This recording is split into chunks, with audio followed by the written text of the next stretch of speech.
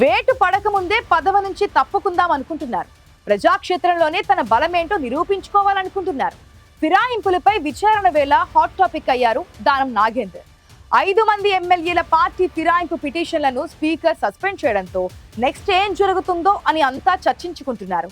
ఇలాంటి తరుణంలో రాజీనామాకు సిద్ధమంటూ దానం చేసినటువంటి ప్రకటన చర్చకు దారితీసింది.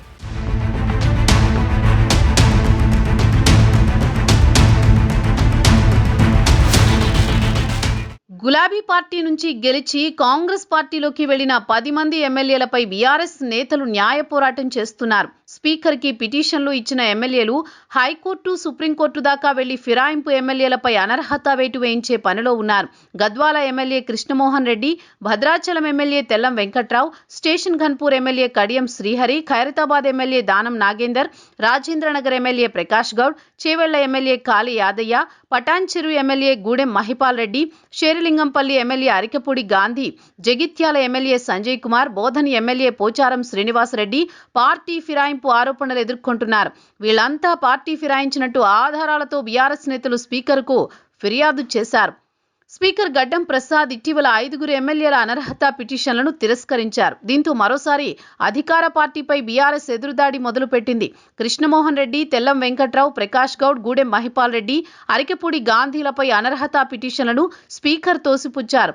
అయితే పార్టీ ఫిరాయించినట్లు స్పష్టమైన ఆధారాలున్నా దానం నాగేందర్, కడియం శ్రీహరిపై ఎందుకు చర్యలు తీసుకోవడం లేదని బీఆర్ఎస్ నేతలు పట్టుబడుతున్నారు. దీంతో జరుగుతున్న చర్చపై దానం నాగేందర్ స్పందించారు.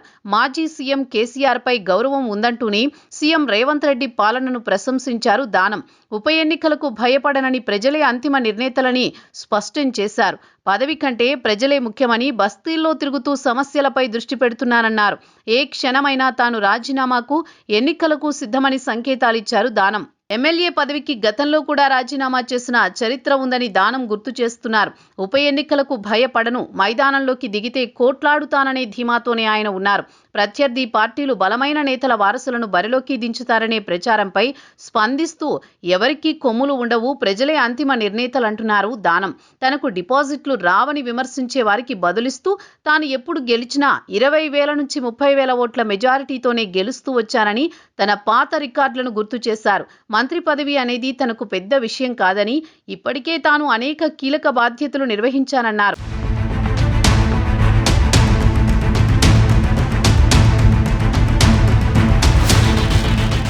మంత్రిగా లేకున్నా అధికారులు తనకు ఇచ్చే గౌరవం తగ్గలేదని, దానికి కారణం తన పనితీరు, అనుభవం అంటున్నారు ఖైరతాబాద్ ఎమ్మెల్యే.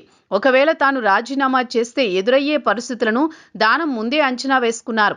ప్రస్తుతం ఆయన నియోజకవర్గంలోని ప్రతి బస్తీని చుట్టేస్తూ స్థానిక సమస్యలైన రోడ్లు, డ్రైనేజీ, కరెంటు వంటి వాటిపై దృష్టి సారిస్తున్నారు.